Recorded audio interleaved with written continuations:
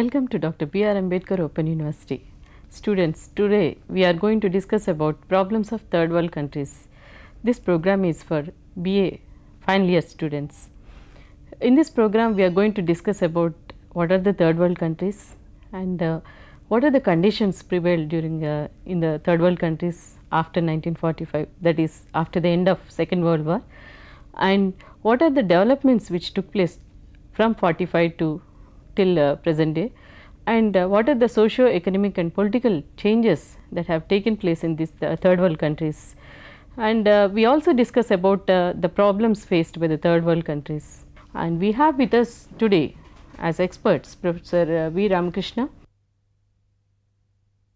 and V. Ramakrishna Reddy garu. And coming to our this topic, and after 1945, the various efforts have been made by the third world countries. In the third world countries, several organizations have been formed, and if we look at that, SAARC, non-aligned movement, and several other organizations. How did this? What were the aims of these organizations? Basically, why they have been formed? Yeah, I'll take up two such organizations, Dr. Sudharani. Let me start with the National Non-Aligned Movement, NAM, because non-aligned movement mainly concerned with the foreign policy. See, non-aligned movement was the brainchild of Pandit Jawaharlal Nehru, the Prime Minister of India, the first Prime Minister of India. The Second World War is over. The world is divided into two, say, power blocks. Not only two power blocks, but two ideological blocks. As you said, America was heading the capitalist bloc and Soviet Union was heading the socialist bloc. Where do you go? Will you align with the capitalist bloc or will you align with the socialist bloc? So Nehru said, let us not align with any of these blocs. Let us keep ourselves non-aligned. So the non-alignment movement started in right earnest with the Bandung Conference in 1955. Sukarno of Indonesia, Tito of Yugoslavia, Kwame Nkrumah of Ghana, and Nasser of Egypt, and Nehru of India. Then it took the movement form in 1961 when all these leaders of the non-aligned countries met in Belgrade, in the capital of Yugoslavia. Well, what are the aims of this non-aligned movement? Don't join the military blocs. We do not want to join either the SEATO or the power bloc formed by Soviet Union. We keep ourselves aloof from the power blocs, and we do not indulge in the Cold War. We do not align with any particular ideology because our own ideology is to improve our countries. But we take help from all of you. Like for example, India took a lot of help from Soviet Union. Your Bokaro Steel is established by them, and your atomic plants are supported by Soviet Union, and also PL 480 food stocks you have got from USA. So not by aligning yourself with any of these two power blocks, you are steering an independent, neutral policy. And I can tell you, Dr. Sudharani, before I go to SAARC, in my opinion, when I look back as a student of history, the non-aligned movement at one stage got about 118 or 120 countries in the world. It was a real power bloc, quote unquote, and it was dictating terms in the UNO.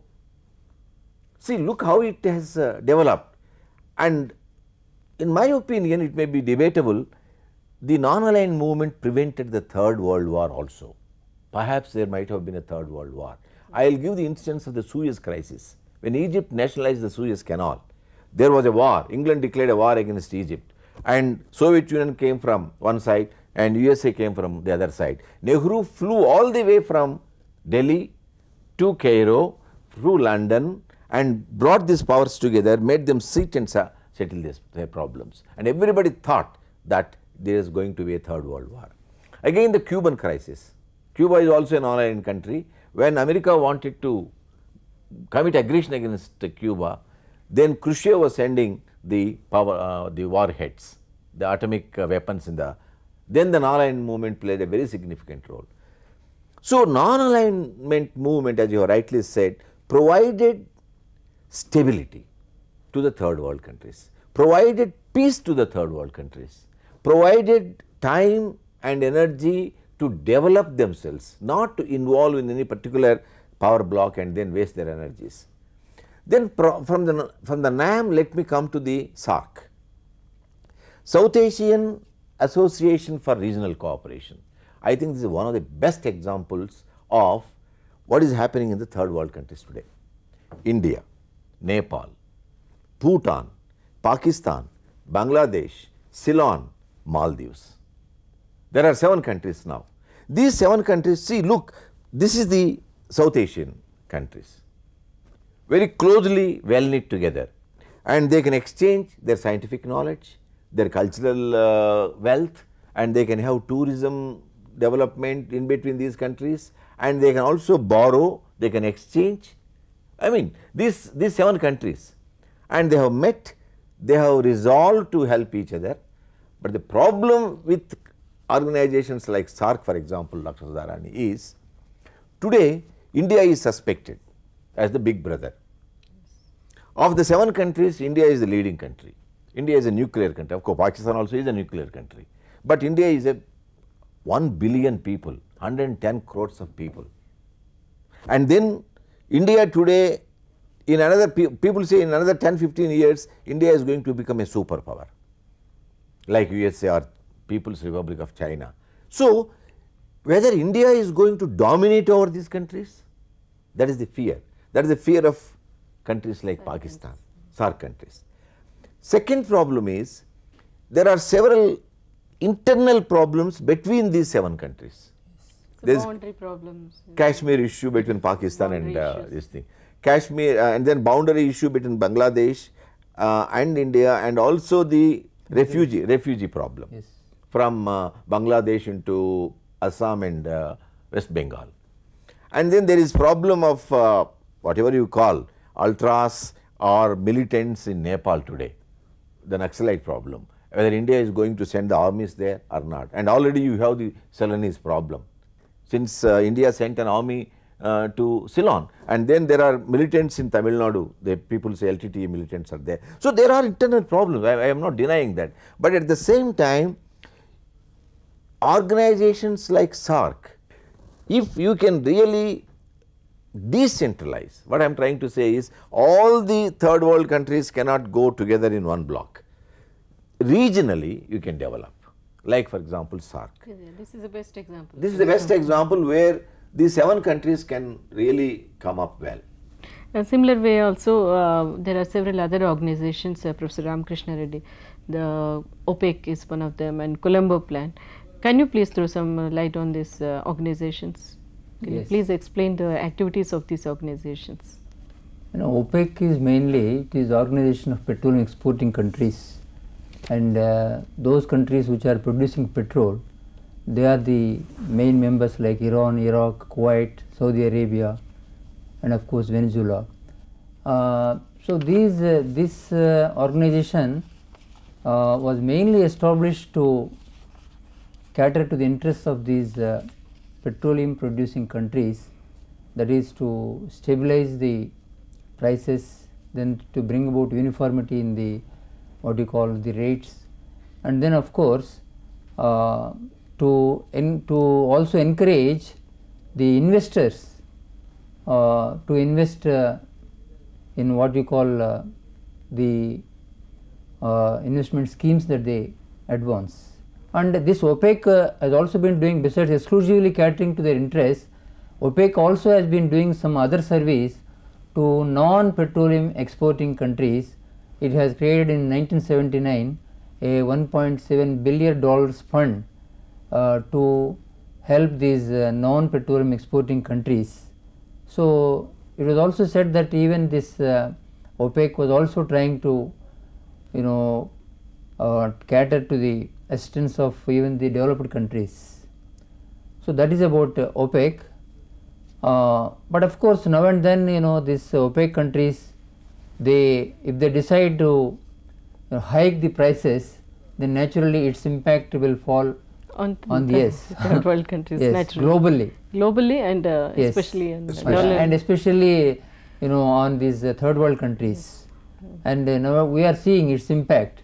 You know, very frequently, you know, the Indian government is forced to hike the petroleum prices because these what you call these exporting countries, they have increased, and naturally India is forced, and naturally it has to face lot of reaction from the customers or the consumers. So then about this Colombo plan is again 7 Commonwealth countries like Australia, Canada, New Zealand, India, Sri Lanka. So these countries, so they have come into this Colombo plan. It is also for, and later on in 1977 it was, originally it was for Asia only, but later on in 1977 it was expanded to Pacific region. So, and it was made, its title also was changed as Colombo Plan for Economic and Social Development of Asia and Pacific. And this plan, though it was a multi-continental organization, but the surprising thing about it is that its approach is bilateral. Though it was multilateral in its conception and framework, but it is bilateral in its approach, in the sense that, you know, there is no central fund to help the member countries if really they are in need. So member country, so the help is you know, sorted out by the donor country and the receiving and the recipient country. So that is how, you know, this system in. But who is funding this Colombo plan? It's a mutual. Where are the funds coming? You said the donor country. Which? Yes, suppose Australia is there and India is a member. India is in need of assistance.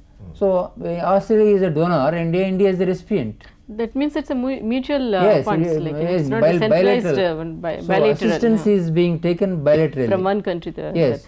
another. And gradually, you know, in their consultative meetings in 1988 and 1995, you know, they have also extended their area of operations to, you know, concentrate on what you call the advancement of this science and technology, and then latest in 1995 to train the officials in these member countries, you know, in the system of public administration and especially in this market economies.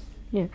Coming to the, it's as an extension of our what we discussed about illiteracy and education, like, you know, how it's education is a major concern of third world countries. We have discussed enough about it now. And how did the third world countries address this problem to meet the challenges of education in their respective countries? Yes, in the third world countries, they have started, you know, what you call primary schools, middle schools, then what you call higher education institutions, and then universities. And if we see the statistics of the World Development Report, you know, of course growth is there in the number of institutions that have been established in these third world countries, but even though there is a growth in these establishment of education institutions as well as the number of students enrolled also, there is a growth, but still if we see the overall result, still, you know, the evil of illiteracy could not be wiped out. And if we see the statistics of the World Development Report, the rate of illiteracy is as high as over 73% in Africa, and about 46% in Latin America, in India, and then about 26% in Latin America. So Latin American countries appear to be better in respect of these what you call wiping out illiteracy. About education, can I say just one word? Yes. No, see the growth, I don't understand. The growth will be there after all 55 years of independence. Hardly there were 20 universities in 1947, including the deemed universities. Today they are around 300. I am not saying there is no growth, but the point is, why is it that education is not made free in this country or compulsory in this country? That is a Why is it that in our constitution till today the bill is still pending in the parliament? Why is it that education is not a fundamental right? I have a right for education. My child has a right for education. My fundamental answer to it that is, the governments practically they are not in a position to bear the burden, the financial burden of as you said, extending free and compulsory education. Rather, I would say that they are not in a position, but they are not willing to take up this challenge of education. You see. No. Let me tell you very frankly. We said in our constitution that within 15 years or 20 years, we are going to provide free and compulsory education to all the school going children in this country. And 55 years, you have not done it. And you say there are no funds. What is happening to your funds? Let me ask you very frankly. You see your wrong priorities. You have developed the higher education in this country, and higher education in this country is catered only to 6 or 7% of the population of this country. All the remaining 94-95% of the people belong to the lower sections of the society. What about education to them? After 1990s, this globalization is more pronounced in international politics, and the impact of it is more on third world countries. How do you see this change in third world countries? No, in fact, liberalization, privatization, you have and globalization. raised the issue at the right moment, because it is very much related to education also. From 1995, the process of globalization has started. What is this globalization? The whole world is one market. Yeah. There are no national barriers, boundaries. Any product produced in any part of the world can be sold anywhere else. Yes. This is, the whole world is one small village. Okay? This is one market. Yes. Then this is the concept of globalization, and market is the supreme. What do? I do for the sake of the market. I produce more cars because cars are being sold in large numbers. I don't produce more bread. I don't produce more food grains. Why is it that there is a traffic problem in the city of Hyderabad today? In today's newspaper, on Ugadi day, in the whole of the country, large number of cars were sold in Hyderabad. Globalization, because you have a lot of money. And globalization, as Professor Reddy was saying, no funds for spending on education. The role of the state has shrunk. Yes. Today, the state need not take care of your education. The state need not take care of your health. There are private 5-star health centers. Education centers also. Educational centers. 5-star centers. The buses are air conditioned. The dining halls are air conditioned. The classrooms are air conditioned. Everything is air conditioned. This is the result of this globalization. So, the globalization is nothing but neoliberalism, neocolonialism. Colonialism is coming back again in the form of globalization. And you know what happened in the Latin American countries? The loans were given in huge sums to these Latin American countries, and they became banana republics. Democracy is gone. Exactly. And all sorts of problems have come up, and you have raised this problem because this globalization has created a situation where the private sector is ruling the roost.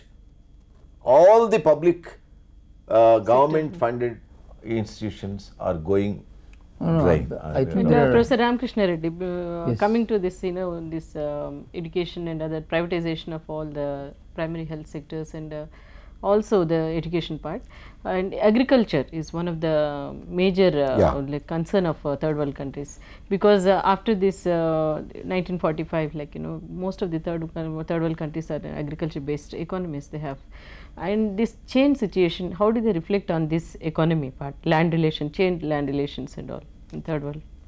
About agriculture, when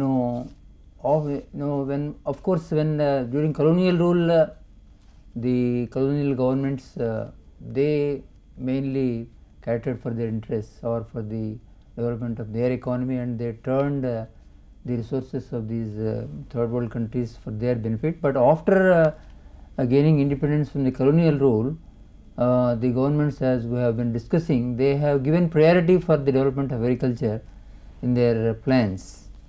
But even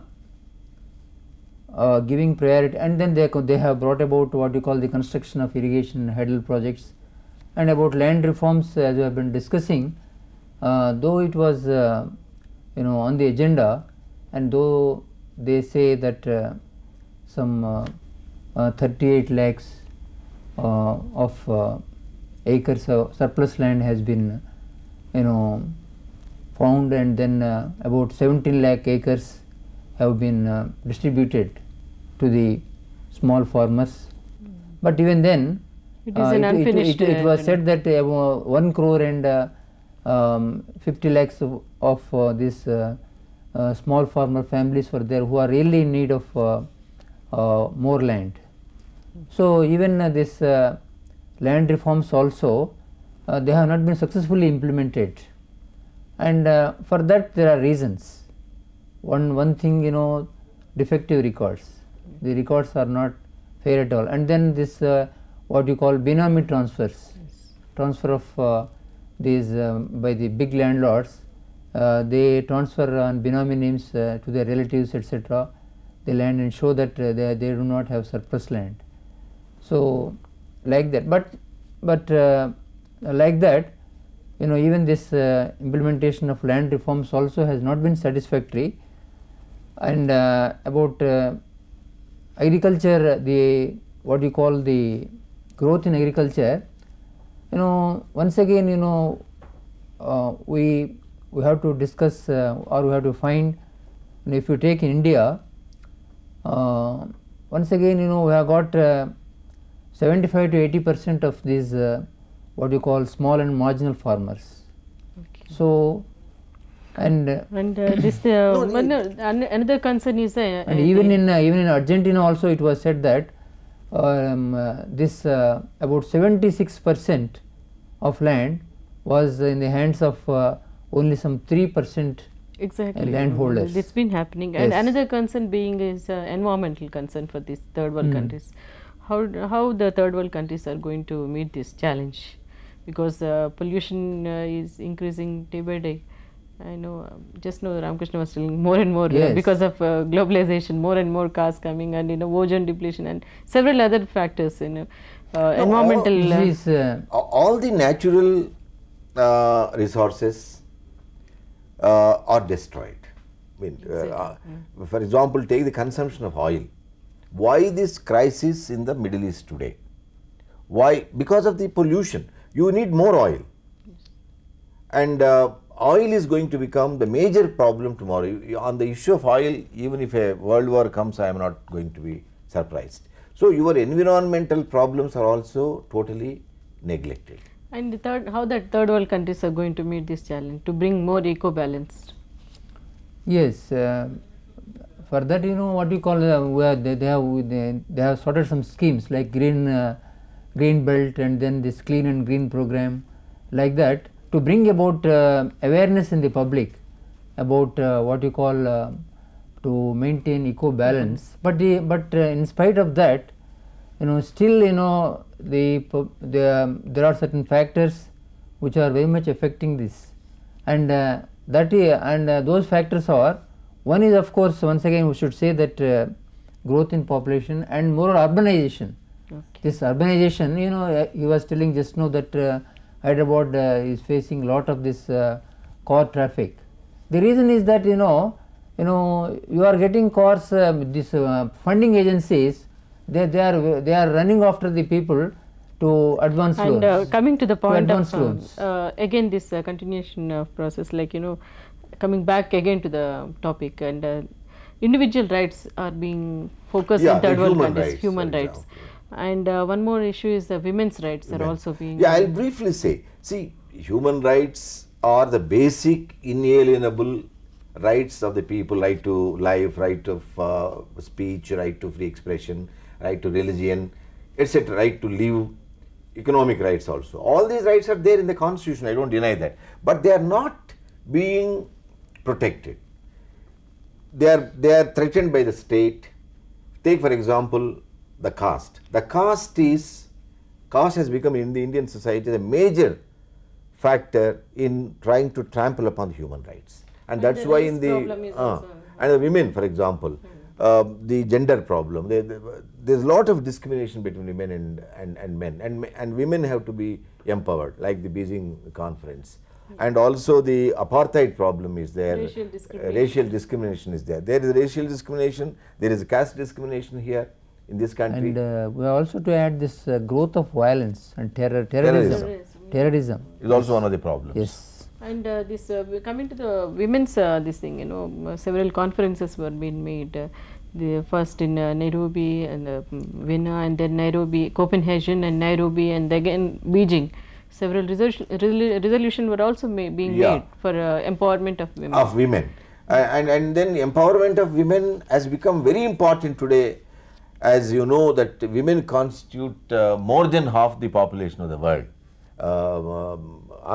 They say in Telugu, Akashanlo Sagam, half in the sky. And therefore there is harassment, and then domestic violence, and a lot of discrimination in labor laws, and this is going on. But these problems, like, you know, the third world countries are facing in today is like, you know, we can say that the poverty, illiteracy, and violence in it is on education, health. All these problems are being faced. By the, and thanks for Professor Ramakrishna for discussing all these issues, Professor Ramakrishna and Professor Ramakrishna Reddy. We have been discussing about the problems of third world countries, the countries of Latin America, the countries of Asia, and the countries of Africa, and who after 1945 got independence and got independent from their clutches of the colonial rulers and started establishing their own countries, independent countries. And with all the all-round progress in the economy, political sphere, and as well as in the cultural and social aspects, and getting support from UN agencies of UNICEF, IMF, and UNESCO, and various other organizations, they have to greater extent got progress in the fields of education, health, and environment to larger extent. And thanks for discussing all these problems. Thank you very much. It's a very interesting discussion.